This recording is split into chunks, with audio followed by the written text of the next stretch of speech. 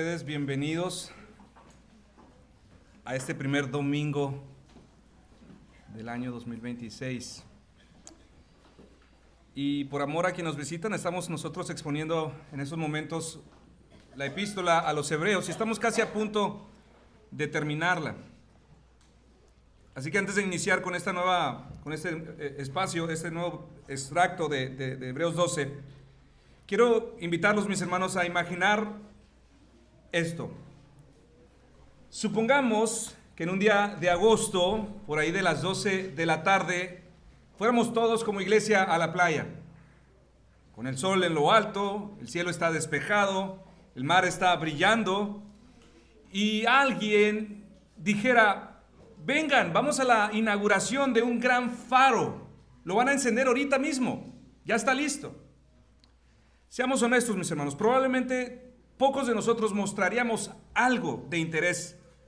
En ese momento, con tanta luz alrededor, lo más seguro es que muchos estarían pensando en ese momento en un agua fresca, en algo de comer, en un coco loco. Pero seamos sinceros, mis hermanos, ¿cuántos de nosotros desearíamos ir a ver el faro cuando estamos bajo una luz radiante que nos da el sol? ¿Quién necesita una luz del faro en este día? Pero supongamos, mis hermanos, que aún así algunos van, regresan y les preguntamos: ¿y cómo estuvo?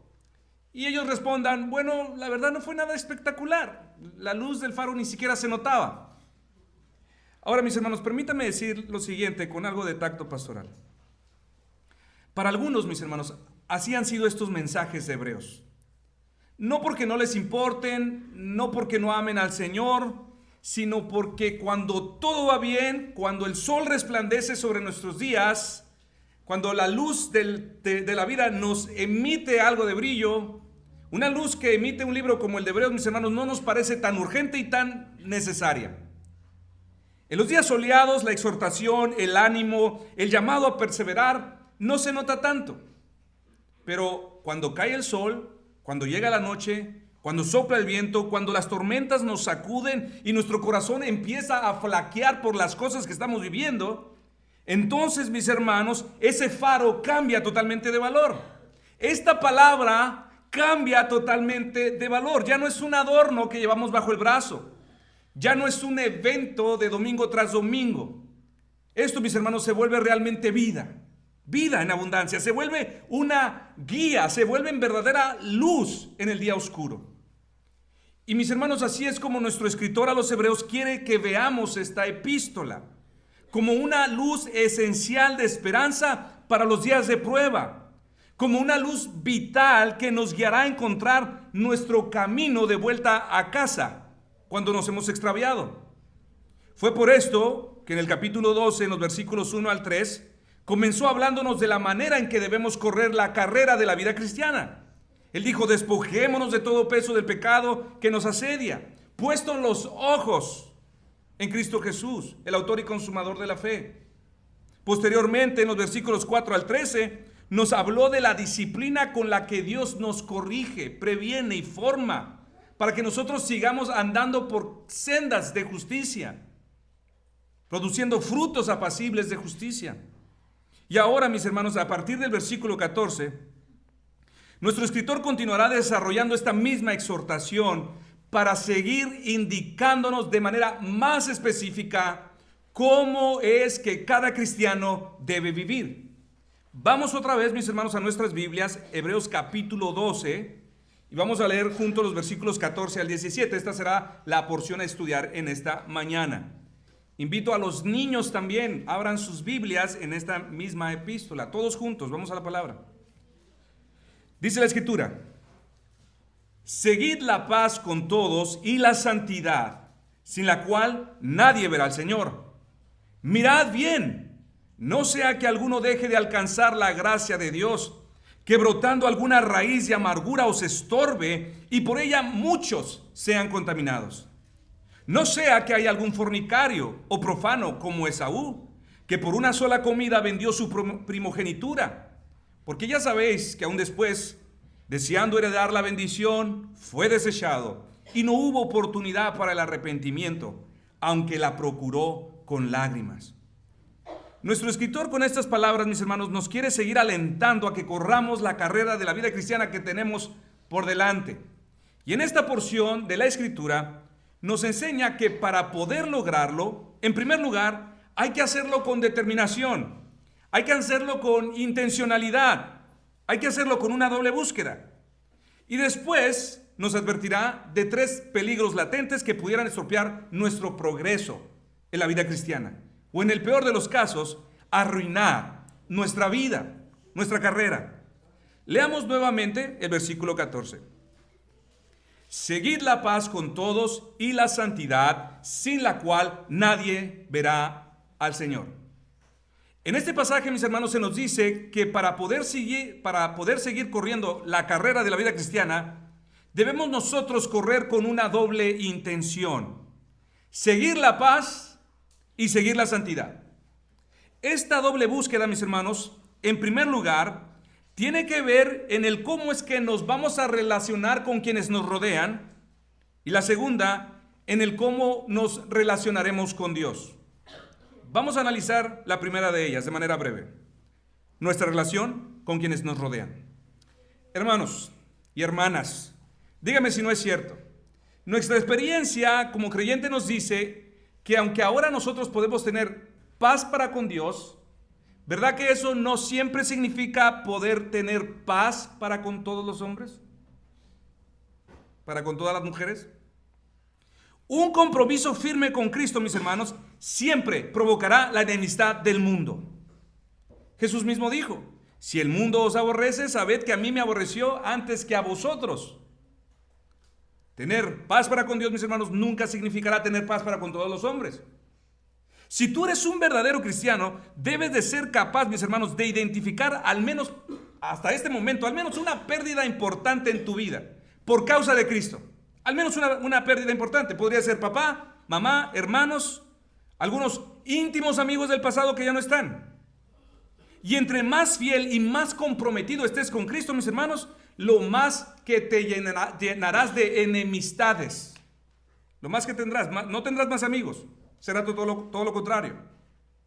Pero al leer este pasaje, mis hermanos, vemos que claramente se nos ordena a seguir la paz con todas las personas a nuestro alrededor, independientemente de cómo esto sea. Esta exhortación a ser pacificadores, mis hermanos, es una invitación muy noble, es una invitación muy dulce, pero en la práctica es sumamente difícil. Y en algunos casos se siente como casi imposible. ¿No es cierto? Sin embargo, repito, sea como sea, todos los que son de la fe son llamados a vivir de esta manera. Seguid la paz con todos. Con heridas, con diferencias, con decepciones o no, somos llamados a vivir de esta manera, mis hermanos, a seguir la paz con todos. Así que en este sentido, la paz no es algo opcional. No es algo para los más espirituales, los más maduros de la iglesia, mis hermanos.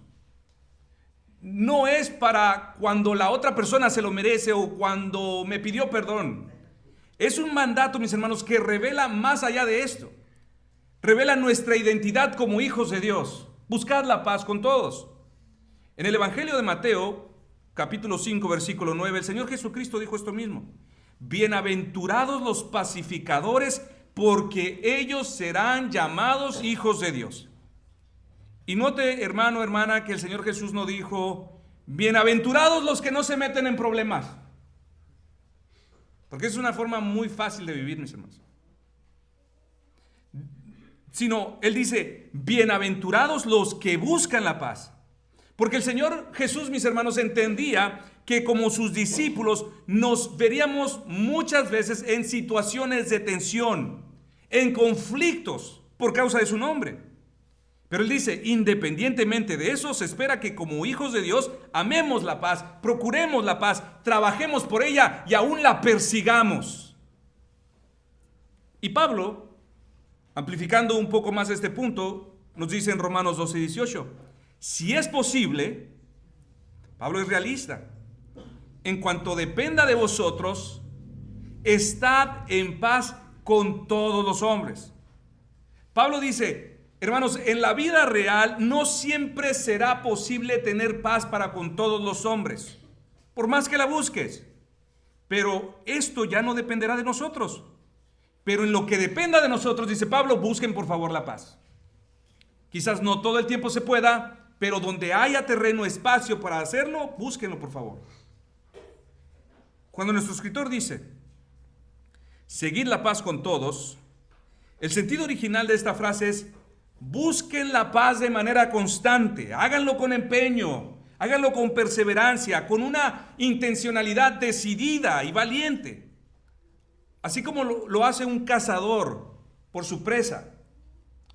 El Salmo 34, versículo 14, de manera muy exacta nos presenta este mismo sentido. Apártate del mal y haz el bien, busca la paz y síguela. El evangelista chino, de origen chino, soy mejor, ¿no? De origen chino, nacionalidad china. Este chino, un evangelista chino, Watchman Nee, cuenta una historia que ilustra de manera muy clara, mis hermanos, nuestro llamado a tener paz. Él contó una vez, y piensa en sus vecinos, ¿no? Yo pensé en mis vecinos cuando leí esto. Un cristiano que tenía un campo de arroz en una colina, tenía que accionar manualmente una bomba para subir agua desde el canal de riego hasta el pie de la colina. Algunos metros abajo vivía un vecino, que hizo un agujero en el tubo de succión. De modo que cuando el cristiano intentaba bombear agua a su campo, ésta se drenaba hacia el terreno del vecino. El cristiano se frustró, como era de esperarse, por ese robo repetido y constante. Y consultando a sus amigos cristianos, preguntó, ¿qué debo de hacer? He tratado de ser paciente, he tratado de no vengarme. ¿Qué debo de hacer? Sus amigos pidieron tiempo para orar. Y luego uno de ellos notó que como cristianos, sin duda tenían el deber de buscar algo más que justicia para sí mismos. Tenían que buscar algo más que el derecho personal. Y recordó que debían vivir de tal forma que ellos pudieran ser una bendición para otros. Con ese consejo el cristiano tomó otra estrategia. Al día siguiente salió e instaló una manguera especial que apuntaba al campo de su vecino. Y activó la bomba para regar primero el campo de su vecino. Luego cerraba el conducto para que el agua pudiera subir ahora a su propio campo. Y así hacía todos los días. Al poco tiempo, esa práctica hizo que su vecino subiera a la colina con un regalo en sus manos para preguntarle, ¿por qué me haces bien? ¿O por qué me has hecho tanto bien? Y como resultado de esa relación que se formó, el vecino eventualmente llegó a convertirse a Cristo también. Este es el tipo, mis hermanos, de actitud a la que nuestro pasaje nos exhorta. A procurar la paz con quienes nos rodean, a tener paz con nuestros vecinos, a devolver un bien por el mal que hemos recibido, a devolver un bien a aquellas personas que manejan en la calle, con los compañeros de trabajo, con los que piensan distinto, con los que nos desesperan, a ser de bendición a otros, mis hermanos, por encima de nuestros propios derechos, por encima de nuestras propias necesidades y de nuestra propia comunidad. Hermano, hermana, te pregunto, ¿es así como vives? ¿Así es como tratas al que se te mete a la fila? ¿Así es como reaccionas con el vecino ruidoso y molesto que te tira basura en tu tambo? ¿Así respondes cuando te cierran el paso en la calle? ¿Y qué tal en casa? ¿Muestras la misma paciencia con tu esposo o con tu esposa, procurando la paz en todas las cosas? Porque aquí, mis hermanos, no se trata de ver quién tiene la razón, no se trata de ver quién es primero en derecho. Mis hermanos, esta es una forma, así vive el mundo. Es una forma pagana de vida, así ellos buscan estas mismas cosas. Aquí, mis hermanos, se trata de replicar el ejemplo de Cristo. Esto es lo que nos enseña el Evangelio. Cristo, siendo en forma de Dios, no se aferró a su derecho como a Dios, sino más bien los dejó de lado y se humilló para nuestro bien. Por nuestro bien, mis hermanos, hasta la muerte. Mira, hermano, hermana, vendrá el día en que rendiremos cuentas, y si el Señor permitiera que delante de nosotros pasara una pantalla gigante con todos nuestros tratos hacia otras personas, ¿qué es lo que veríamos?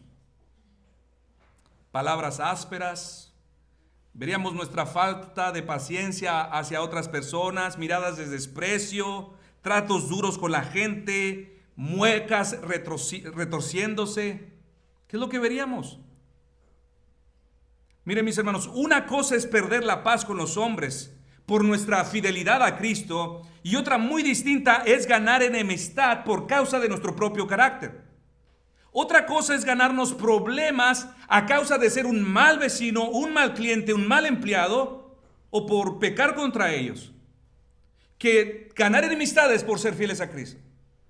Ambos tienen problemas, enemistades, pero la causa es distinta.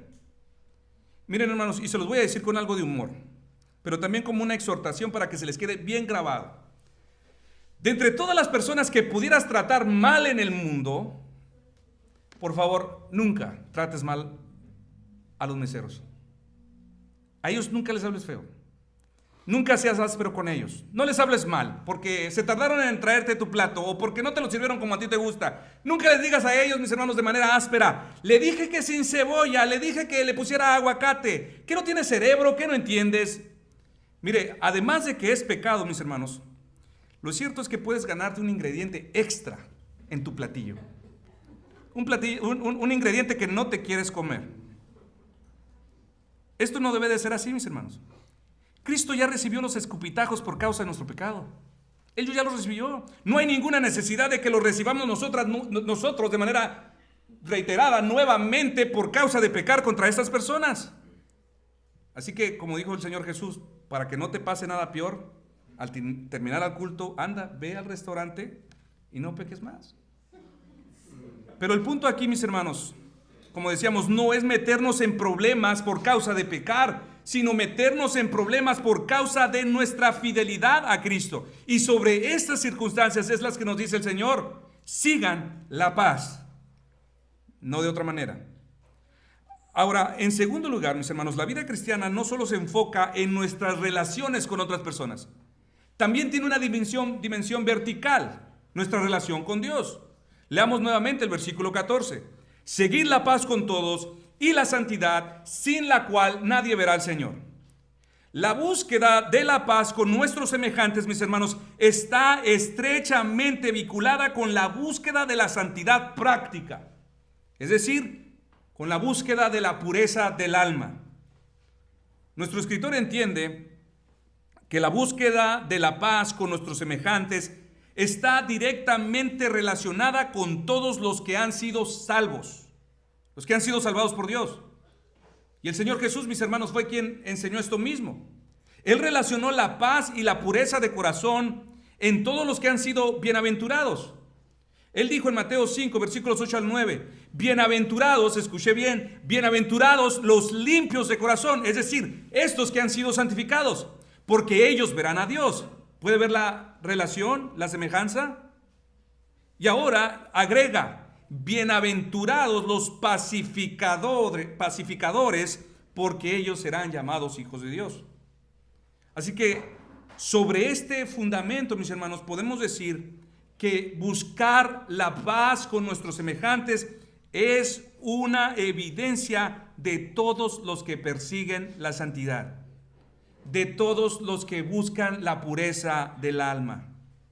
Hermanos, cuando la Escritura habla de seguir la santidad, no está hablando de un adorno religioso, no está hablando de una conducta aprendida que se aprende en la iglesia. Santidad es la obra de Dios en el alma de todos los creyentes. Es una obra progresiva por medio de la cual Dios nos está librando día con día del pecado y nos está transformando cada vez más y más a la semejanza de Cristo. Pero esta obra no solo es obra de Dios, mis hermanos. No solamente es el trabajo de Dios, sino también es una obra que se persigue.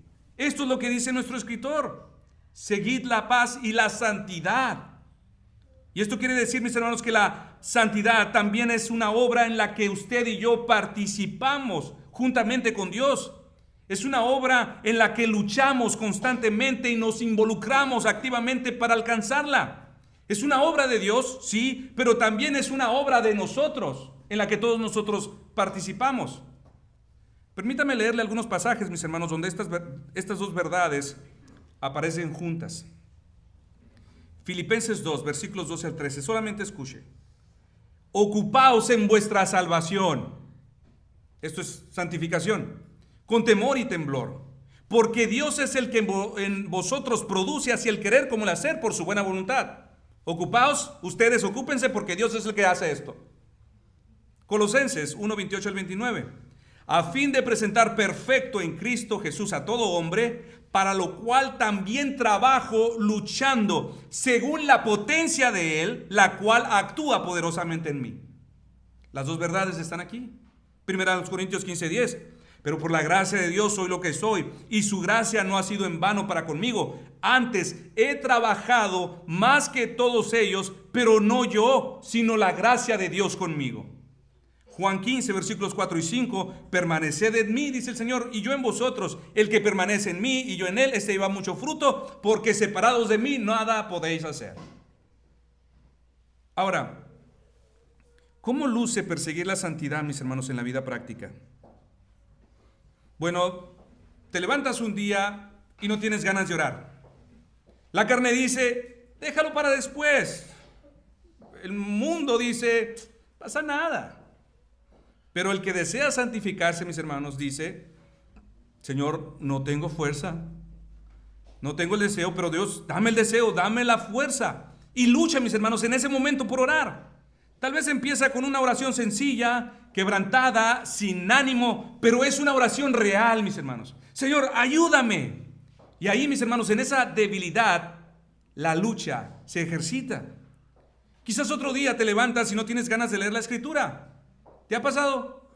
A mí, mis hermanos, muchas veces no me dan ganas de preparar el sermón, ¿sabía? No me dan ganas, nada de ganas. Pero tengo que hacerlo, tengo que levantarme, tengo que orar y tengo que presentarme fuerza, Señor. No quiero hablar tonterías el día domingo. Y viene esa fuerza. Pero así, mis hermanos, también cuando queremos leer la Escritura, te levantas con mente pesada, con el corazón frío, la distracción es muy fuerte. ¿Qué hace, mis hermanos, el que desea santificarse? Lucha por abrir la Biblia.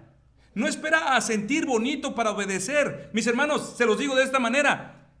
La palabra de Dios no es un postre que se come solamente cuando hay antojo. La palabra de Dios, mis hermanos, es alimento. Es alimento. Es un pan diario para poder vivir, mis hermanos. Y así que cualquiera que luche, mis hermanos, de esta manera, levántese, abra la Escritura. Lea aunque sea un salmo, aunque sean pocos versículos. No le hace poquito, pero someta a su carne, no le satisfaga. Luche, lee. Y así, mis hermanos, no se dejará vencer por el pecado. No permitirá que éste tome dominio sobre ustedes, sino esfuércese para seguir la santidad, como dice nuestro escritor. Y esto en muchas otras áreas de la vida, mis hermanos. Y así es como nosotros, los cristianos, mis hermanos, debemos forjar el todo de nuestra vida. Es una vida de estira y afloje, de lucha, de perseverancia, pasos para atrás, pasos para enfrente, cansancio, agotamiento. El hombre y la mujer que realmente desean santificarse, mis hermanos, luchará así. Esto no es algo opcional en su vida, es algo que se debe de seguir con convicción, con determinación.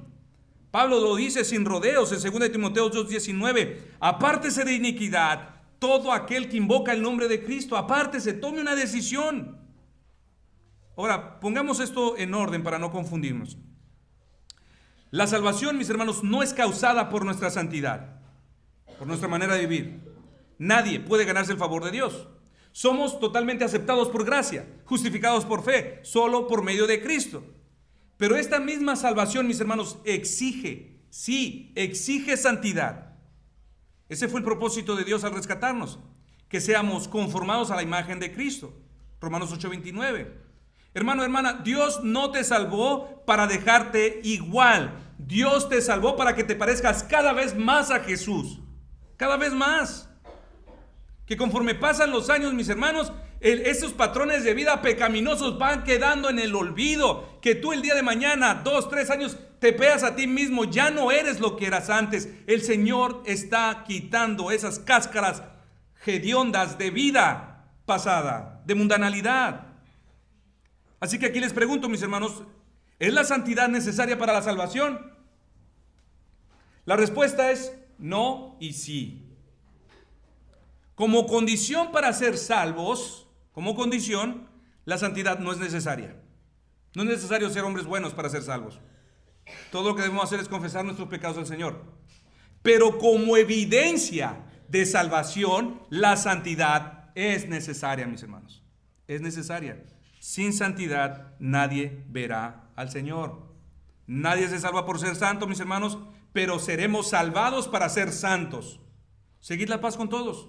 Y la santidad sin la cual nadie verá al Señor.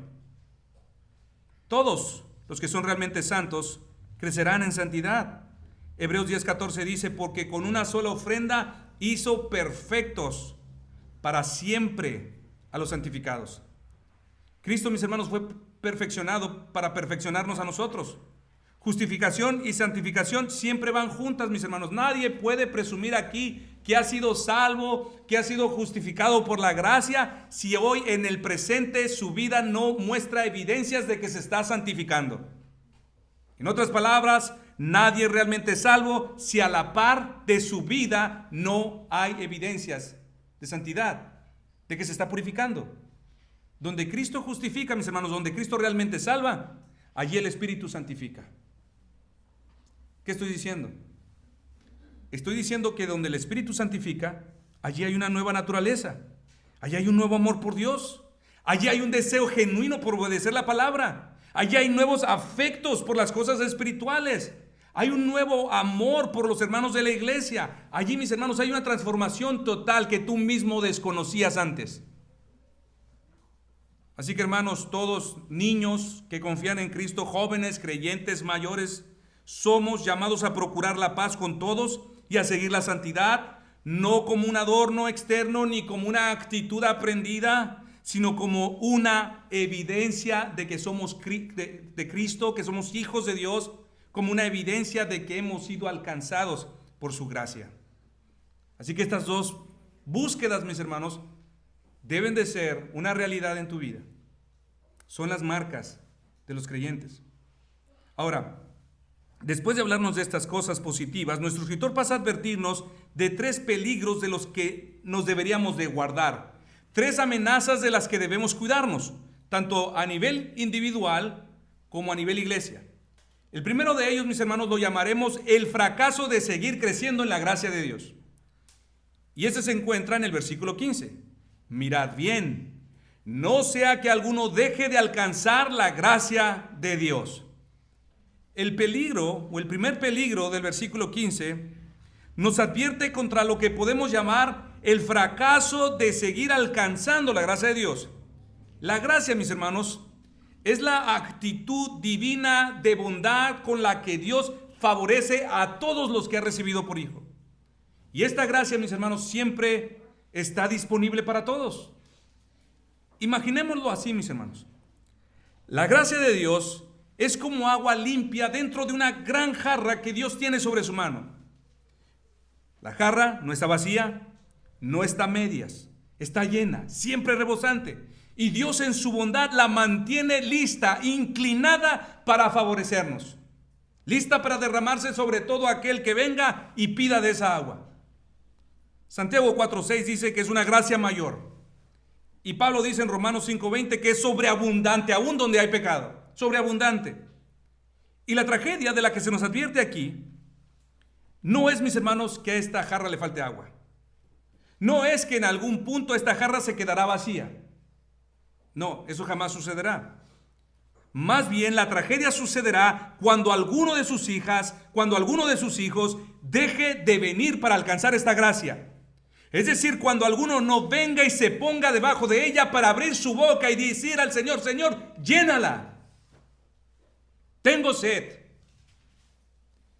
Muchos de ustedes, mis hermanos, muchas de ustedes, mis hermanas, andan sedientos, andan secos por dentro, desfalleciendo, andan con sus espíritus deshidratados.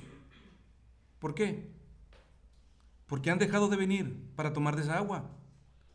Y la jarra, mis hermanos, sigue allí en la mano de Dios. Está inclinada, lista para ser derramada, mis hermanos. Allí está. Ahora, para ser más claros, ¿cómo se ve en la práctica cuando un hijo o una hija está dejando de alcanzar esta gracia? ¿Cómo se ve en la práctica? Una de las principales marcas es el pecado no confesado. Dejamos de alcanzar los favores y bondades de la gracia de Dios cuando comenzamos a tolerar el pecado, cuando comenzamos a acostumbrarnos nuevamente a él y ya no lo confesamos, cuando ya no lo traemos a la luz. Mis hermanos, David es un ejemplo de estos. David por un tiempo encubrió su pecado, dejó de alcanzar la gracia de Dios. Él sabía perfectamente que había pecado, él sabía perfectamente que había hecho lo malo y también sabía que no lo estaba confesando. Y es por esto que él mismo en el Salmo 32, versículos 3 al 5, confiesa la miseria en la que él incurrió. Él dijo: mientras callé, se envejecieron mis huesos, en mi gemir todo el día, porque de día y de noche se agravó sobre mí tu mano, se volvió mi verdor en sequedades de verano. Dejó de venir esa agua, mis hermanos. Acán es otro ejemplo de dejar alcanzar la gracia de Dios. Acán, mis hermanos, mantuvo en secreto un pecado. Tomó lo prohibido, lo anatema, pero no lo confesó. No lo confesó. ¿Sabe cuándo lo confesó? ¿Sabe cuándo dijo estoy listo para confesarlo? Cuando fue descubierto. Y un terrible juicio, mis hermanos, vino sobre él y sobre su familia. Ananías y Zafira son otro ejemplo, mis hermanos, de dejar de alcanzar la gracia de Dios. Ellos mintieron al Espíritu Santo y no confesaron. Más bien se sostuvieron en la mentira. Y aun cuando el Espíritu Santo ya los había evidenciado, mis hermanos, ellos trataron de engañarlo, manipular las circunstancias, las palabras, para no terminar confesando lo que habían hecho. ¿Y qué pasó? Un juicio vino sobre esta pareja. Ambos murieron. Y ejemplos hay muchos más. Todos estos, mis hermanos, incurrieron en un mal al no confesar sus pecados. Dejaron de esta manera alcanzar la gracia de Dios cuando toleraron sus pecados, cuando comenzaron a acostumbrarse a ellos. Por eso dice Proverbios 28:13: el que encubre sus pecados no prosperará, mas el que los confiesa y se aparta alcanzará misericordia. Hermano, hermana, si alguno de estos tres ejemplos te describe a ti, ve rápido al Señor. Ve rápido. Confiésalos. Que no seas descubierto. Apártate de esos pecados. Apártate. ¿Cuándo fue la última vez, hermano, hermana, que confesaste tus pecados? Primera de Juan 1:9 dice que si confesamos nuestros pecados, Él es fiel y justo para perdonar nuestros pecados. ¿Lo crees? Entonces hazlo. Y no solamente dice eso, y limpiarnos de toda maldad. Tú necesitas venir a esa agua, mis hermanos, para ser limpio, a esa gracia. Una segunda marca de dejar alcanzar la gracia de Dios la podemos llamar una hambruna autoimpuesta de la palabra. Por toda la Biblia, mis hermanos, y a través de toda la historia, vemos que Dios ha regado la vida de su pueblo. ¿De qué manera? Con su palabra. Quien no lee, quien no medita en ella, mis hermanos, se condena a una especie de desnutrición espiritual, donde al cabo de un tiempo le faltará la fuerza, le faltará claridad para pensar, le faltará sensibilidad, y entonces todo lo que le queda al perder todo esto es a vivir como una bestia, por instintos, por inercia, al momento. Y el mal, mis hermanos, de dejar de alcanzar la gracia de Dios de esta manera es igualmente perniciosa que la primera. Pues la Biblia dice en Jueces 2:10 al 12 que cuando los padres se olvidaron de la palabra, los hijos que les nacieron no conocieron a Jehová y se fueron detrás de otros dioses. ¿Se fija la desgracia? En los días de Oseas, Dios mismo lo explicó. Él dijo que la causa de la destrucción de su pueblo fue porque le faltó conocimiento. Esto, mis hermanos, no fue falta de información. No fue que no había palabra en esos días. Fue un descuido deliberado de la palabra. En Oseas 4:6, Dios dijo: mi pueblo fue destruido porque le faltó conocimiento. Por cuanto desechaste el conocimiento, yo te echaré del sacerdocio, y porque olvidaste la ley de tu Dios, también yo me olvidaré de tus hijos. ¿Puede ver, hermano, hermana, hasta dónde se extiende el peligro de alcanzar esta gracia? ¿Hasta dónde se extiende el peligro del abandono de la Escritura? Y los ejemplos en la Biblia, mis hermanos, abundan. Hermano, hermana, tu alma fue hecha para vivir de la voz de Dios. Tu alma fue diseñada para venir y a beber de esta fuente todos los días. Todos los días. En Mateo 4:4 Jesús dijo, escrito está, no solo de pan vivirá el hombre, sino de toda palabra que sale de la boca de Dios. Este es tu alimento, hermano. Cuando la palabra de Dios se abandona, la gracia deja de otorgarnos los alcances gloriosos de todos sus benditos beneficios, hermano, hermana. No pienses que nada pasa. El mundo te dice, puedes hacerlo otra vez. ¿Qué pasó? Sí, va a pasar. Sí va a pasar. Así que te exhorto, no te abstengas de tu alimento. No dejes de venir a esta fuente escrita, mis hermanos. No esperes que te den ganas de leer la Biblia. No es un postre, no es un pastelito. Léela, es alimento. Aunque sea en pasos pequeños, pequeñas mordidas, no importa, pero ven a este alimento, hermano. Abre tu boca frente a este gran recipiente inclinado, mis hermanos, de toda gracia. Y pídele al Señor, Señor, aliméntame. Y una tercera marca de dejar alcanzar la gracia de Dios sucede cuando el cristiano se aparta de la comunión de la iglesia. La gracia de Dios, mis hermanos, no es un asunto individual. Esta está diseñada para disfrutarse en familia, en comunidad. Esta es la idea de Dios.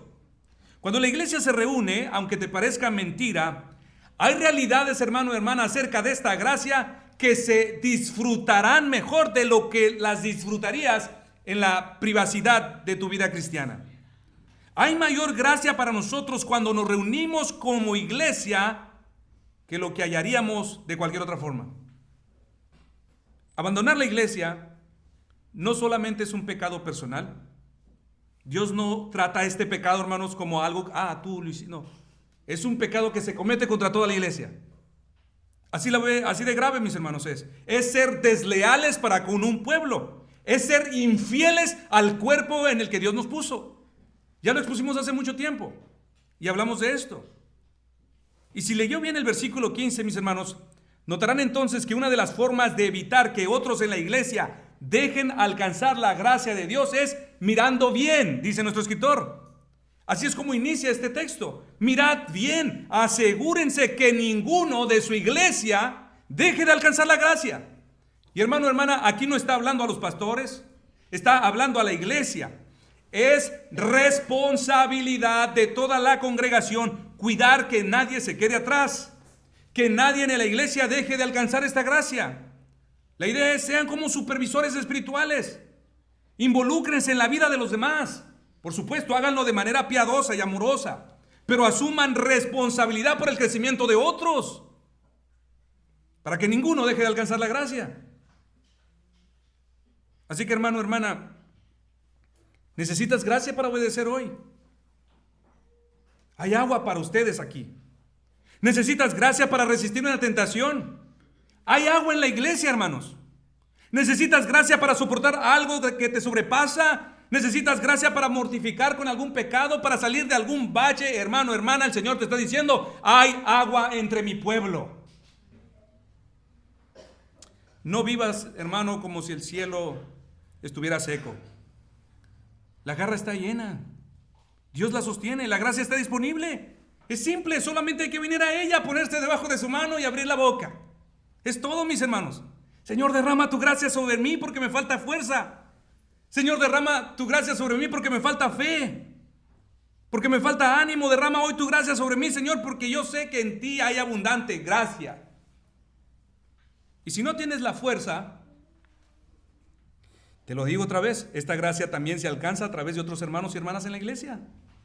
Por eso, hermano, hermana, tú puedes hablar hoy con un hermano, con una hermana de la iglesia. Pídeles que oren por ti, que te ayuden en tal asunto. Sabes que este es tu derecho y tu privilegio como parte del ser miembros del cuerpo de Cristo. Pídelo. Hermano, hermana, ora por mí. Y verás, hermanos, que esa agua de gracia te hará florecer otra vez. Verás que sí. Ay, pero es que yo quisiera que fueran unos hermanos así como aquellos que veo de allá en República Dominicana, maduros, todos espirituales. No, no se trata de eso, hermanos. Aquí se trata de ser obedientes. Se trata de ser obedientes. Y el Señor honra la obediencia, aunque aquel hermano, aquella hermana te ha dado un pésimo consejo. Honra la obediencia. Honra la actitud de hermanos que están buscando agradar al Señor, obedeciendo su palabra. Eso es lo que importa. Ahora, el segundo peligro del que nos advierte nuestro escritor, hemos visto ahora los peligros de dejar de alcanzar la gracia, pero ahora nos advierte un segundo peligro, el veneno de la amargura que contamina a la iglesia. Aquí mismo en el versículo 15 se menciona este segundo peligro. Mirad bien, no sea que alguno deje de alcanzar la gracia de Dios, que brotando alguna raíz de amargura os estorbe y por ella muchos sean contaminados. La Biblia de las Américas, mis hermanos, traduce este mismo texto diciendo que ninguna raíz de amargura brotando cause dificultades y por ella muchos sean contaminados. La Nueva Traducción Viviente, que es un poco más literal, la traduce de la siguiente manera: tengan cuidado de que no brote ninguna raíz venenosa de amargura, la cual los trastorne a ustedes y envenene a muchos. Aquí nuestro escritor nos llama, mis hermanos, a una vigilancia seria y objetiva dentro de la iglesia. Mirad bien, no sea que alguno de entre ustedes deje de alcanzar la gracia, que brotando alguna raíz de amargura os estorbe y que por causa de ella muchos sean contaminados. El propósito de esta segunda advertencia es evitar la amargura. Pero ojo, mis hermanos, aquí no estamos hablando de un descontento espiritual o meramente de una amargura emocional de alguna persona. Estamos hablando de una raíz venenosa. Moisés, estando en el desierto, ya había advertido al pueblo de esto. Él les dijo en Deuteronomio 29, versículos 18 y 19, no sea que haya entre vosotros varón o mujer o familia o tribu, cuyo corazón se aparte hoy de Jehová nuestro Dios, para ir a servir a los dioses de esas naciones. No sea que haya en medio de vosotros raíz que produzca hiel y ajenjo, y suceda que al oír las palabras de esta maldición, él se bendiga en su corazón, diciendo, tendré paz, aunque ande en la dureza de mi corazón, a fin de que con la embriaguez quitaré mi sed. Aquí el peligro, mis hermanos, al que advierte Moisés y al que nos advierte ahora nuestro escritor a los hebreos, no es a que alguien en la iglesia peque, sino que alguien comience a apartarse del Dios vivo. Es diferente. Muchos hermanos, muchas hermanas en la iglesia, en un momento dado de su carrera espiritual, perderán por descuido su comunión espiritual con Dios. En este sentido podemos decir, ellos se apartan de Dios. Pero estos hermanos, estas hermanas, y yo sé que a algunos de ustedes les ha pasado, comienzan a vivir una vida totalmente miserable, triste, una vida devastada espiritualmente. Caen en un abismo de depresión espiritual. Pero pregunto, ¿es de estos hermanos de los que habla nuestro pasaje? No, hermanos. Moisés decía, no sea que haya en medio de vosotros raíz que produzca hiel y ajenjo, y suceda que al oír estas palabras de esta maldición, él se bendiga en su corazón, diciendo, tendré paz, aunque ande en la dureza de mi corazón. Aquí nuestro escritor, mis hermanos, mis hermanas, nos advierte de aquellos que igualmente se apartan de Dios, de la comunión de la iglesia, pero no los verá con un corazón quebrantado. No los verá vencidos, sino más bien con un corazón presuntuoso, erguido, seguros en sí mismos de que tienen la razón de sentirse así. Los mirarás fuertes y activos mientras persisten en hacer lo que les dé su gana en la iglesia. No quebrantados, no arrepentidos. Pero otro distintivo, mis hermanos, además de estos, es que no solo ellos se apartan de Dios, sino que quieren arrastrar a otros juntamente con ellos. Por eso la imagen de nuestro escritor es fuerte. no es solamente una raíz que tiene mal sabor. No, es una raíz de veneno mortal. Es lo que dice la palabra. Una influencia corrupta que trae muerte espiritual, que causa muchos tropiezos a los hermanos, que pone muchos estorbos a los de la iglesia, que contamina a todos los que se acercan. Y aquí está la razón del por qué debemos ser vigilantes, mis hermanos. Nuestro escritor la llama raíz. Y una raíz de veneno. Y si es una raíz, fíjense el término que él utiliza. Una raíz no se puede ver a simple vista. Allí está, extendiéndose por debajo de la tierra sin que nadie se percate de ello. Y de pronto te das cuenta cuando la banqueta ya la levantó, cuando ya se tapó el drenaje porque se metió hasta por la coladera y arruinó la casa. Hermanos, esto es lo mismo que sucede aquí. Contaminará la casa, una sola raíz, mis hermanos. Ya no estará brotando agua. Lo podrido ya no se va por la coladera. Una raíz creció y nadie se dio cuenta. Muchos tropiezos por todo el camino que nos harán tropezar. Y es por esto que no debemos de ser ingenuos ante esta realidad. No debemos ser arrogantes pensando, no, a nosotros no nos va a pasar. Porque nosotros somos una iglesia bien unida, llenos de amor. No digamos eso, mis hermanos. Una observación piadosa, mis hermanos, es lo que somos llamados a hacer. En toda iglesia, hermano, hermana, no importa el tamaño. No importa el tamaño. Lo he hablado yo con otros pastores. Las mismas cosas suceden en todas las iglesias. Existe el riesgo de tener a un hermano, a una hermana, incluso a una familia, o como dice una tribu, quizás hasta la mitad de la congregación, que se identifican superficialmente con el pueblo de Dios, pero en el fondo están retrocediendo hacia la idolatría, están caminando en prácticas no bíblicas, hacia enseñanzas torcidas. Y hermanos, entre más tú dures en una iglesia local, establecido, conocerás a muchos de este tipo de personas que de pronto aparecen en la iglesia, traen sus ideas, o como decimos vulgarmente, traen su cotorreo, pero de pronto se van. Pero insisto, de estos no está hablando nuestro escritor, sino de este mismo de personas, pero que a diferencia de estos sí se quedan. Ellos son un estorbo, dice nuestro pasaje, son como un tope en el camino que nos hace parar y se quedan para enredarnos, no se quedan para aprender, no para reconocer su pecado, no para reconocer su necesidad de que necesitan gracia para seguir avanzando en la vida cristiana. Ellos se quedan, mis hermanos, de manera sutil para seguir esparciendo duda, maldad, discordia, especulaciones, desconfianza entre los hermanos. Esa es toda su tarea. Estos no se contentan con apartarse solos, mis hermanos, sino desean que otros se le unan al grupo y piensen como ellos. Y lo más triste de esto, mis hermanos, es que nuestro escritor reconoce una lamentable realidad, que muchos serán contaminados, que muchos no podrán escapar de esa influencia. Ahora, mis hermanos, esto no significa que debemos iniciar una cacería de brujas. Pues recuerde que el Señor mismo nos advirtió el riesgo de arrancar el trigo con la cizaña. Debes ir con cautela. Pero esto tampoco significa que debemos cruzarnos de brazos. Esto más bien implica una supervisión cuidadosa de la doctrina que se esparce entre nosotros, de las prácticas que se acostumbran entre los hermanos, de las intenciones que se asoman en las conversaciones. Pablo inició su instrucción así a Timoteo, con esta misma preocupación. Él dijo en 1 Timoteo 1, versículos 3 al 4, como te rogué que te quedases en Éfeso cuando fui a Macedonia, para que mandases a algunos que no enseñen diferente doctrina, ni presten atención a fábulas y genealogías interminables y acarreen disputas y debates. Eso es lo que está diciendo. Esas conversaciones interminables de que leí, que escuché, que mira, que esto, que el otro, que lo que dice aquí, que dice Pablo, hey, pon en orden eso. Pon en orden. Te encargo esto. Pon en orden a todos estos hombres que están hablando cosas extrañas, debatiendo puntos sin sentido, que están confundiendo a la iglesia, que ellos leyeron, que ellos estudiaron, discusiones interminables, que cuestionan y ponen en tela de juicio, mis hermanos, lo que la iglesia cree y lo que la iglesia confiesa. Este es el punto de Pablo.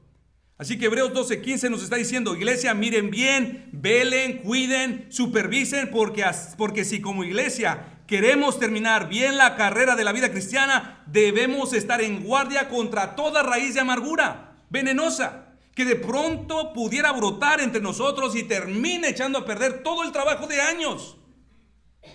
Todo el trabajo, mis hermanos. Ahora, el tercer peligro del que nos advierte nuestro escritor es el peligro de los apetitos sexuales y sensuales. Aunque me enfocaré más con los hombres, también se lo digo a las mujeres, a las hermanas, porque según estadísticas no escapan y no hay diferencia casi hoy en los mismos problemas. Leamos ahora los versículos 16 y 17. No sea que haya algún fornicario o profano como Esaú, que por una sola comida vendió su primogenitura. Porque ya sabéis que aún después, deseando heredar la bendición, fue desechado y no hubo oportunidad para el arrepentimiento, aunque la procuró con lágrimas. Estos apetitos a los que alude nuestro escritor son una advertencia en contra de los apetitos sexuales y sensuales, con N, o podríamos llamar también los apetitos físicos. Los apetitos sexuales y sensuales son apetitos sumamente peligrosos, porque hacen que la gente, según lo que hemos leído, cambien lo eterno por lo mundano. Hermanos varones, jóvenes y niños que van para allá, escuchen con seriedad. Hay dos patrones de apetitos descontrolados que pueden hundir tu vida cristiana más rápido de lo que imaginas. El primero de ellos es el apetito sexual y el segundo, los apetitos físicos, la glotonería, la pereza, el estar todo el día en el celular sin hacer nada. Y por eso Dios a través de este texto nos grita, mirad bien, es lo que está diciendo, no sea que haya algún fornicario o profano como Esaú, que por una sola comida vendió lo eterno. Su primogenitura, renunció a la promesa, es lo que está diciendo. Aquí nuestro escritor afirma, en los términos más claros, que Esaú, este hombre pelirrojo, fue un hombre sexualmente inmoral y dominado por los placeres físicos. Curiosamente, el Antiguo Testamento, mis hermanos, no dice nada acerca de que Esaú fuera un fornicario, pero en el Nuevo Testamento se nos revela. Esaú fue un hombre dominado por sus pasiones sexuales y físicas. Fue un hombre sujeto a los caprichos de su cuerpo, de su carne. Dice el comentarista Ken Hughes, Esaú fue un gato callejero, el arquetipo del hombre moderno dominado por su testosterona y completamente atado a su líbido sexual. Seguramente usted recuerda la historia en Génesis 25. Y ahí está. Esaú regresó del campo hambriento después de cazar, ¿sí? Y encontró a Jacob cocinando un guiso. Entonces dijo a Jacob, te ruego que me des a comer de ese guiso rojo, pues estoy muy cansado. A lo que Jacob le hizo una increíble propuesta. Véndeme ahora tu primogenitura. Miren, hermanos, aquí hay dos hombres que se leían el corazón uno al otro. Jacob era ventajoso, tramposo, un hombre capaz de manipular. Pero Esaú era un hombre dominado por sus impulsos carnales. Él era un hombre gobernado por el ahorita, por lo que se siente, por lo que se antoja. Y Jacob, mis hermanos, olió el momento exacto. Él sabía que su hermano en ese estado, dominado por su carne, era capaz de vender su primogenitura. Él sabía perfectamente que su hermano era capaz de negociar lo eterno por lo inmediato. Jacob lo sabía. Y fue aquí que le soltó esa propuesta muy baja. Véndeme ahora tu primogenitura. Y como era de esperarse, Esaú respondió con una ligereza aún más increíble. He aquí yo me voy a morir. ¿Para qué pues me servirá la primogenitura? ¿Lo ve? Un hombre increíblemente enfocado en lo terrenal. Esaú no dijo en estas palabras, Dios es mi herencia, sino mi hambre manda. Esaú aquí no está pensando en la promesa, en el pacto, en el futuro, en el nombre del Señor, sino en un plato humeante que se le estaba antojando, una gratificación inmediata. Esaú respondió como la mayoría de la gente responde, hermano, hermana. Si solo se vive una vez, disfrutemos la vida. Si esto no lo hacemos todos los días, hagámoslo hoy. Esaú estaba completamente atado a la tierra, mis hermanos. Todos sus pensamientos estaban en lo que podía tocar, en lo que podría probar, en lo que podía sentir, lo que podía devorar. Era un hombre sensual también, dice la Escritura. La gratificación instantánea era su religión, por decirlo así. Esaú estaba vacío, mi hermano, mi hermana, de valores espirituales. Y Jacob se aprovechó y terminó arruinándolo.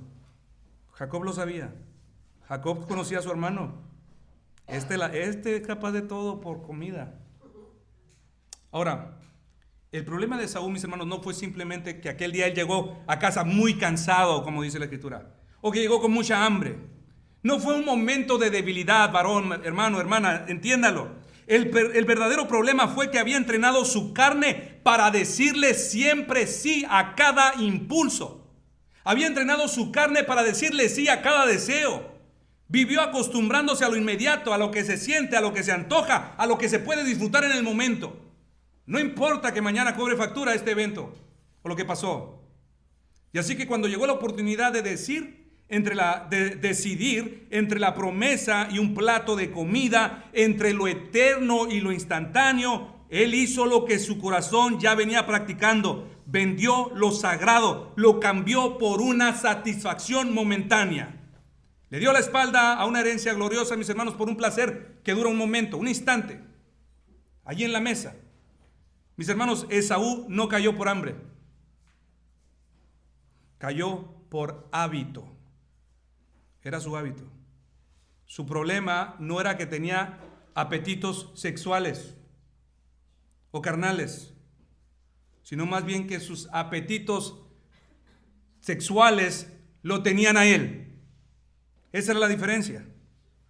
No sé si conocen la historia de dos moscas, una vieja y una joven, que iban volando por la cocina y de pronto la más joven ve a otra mosca pegada en una trampa de miel y dice: ¡qué suerte! Mire, mire, nana, esa mosca tiene toda la miel para ella solita.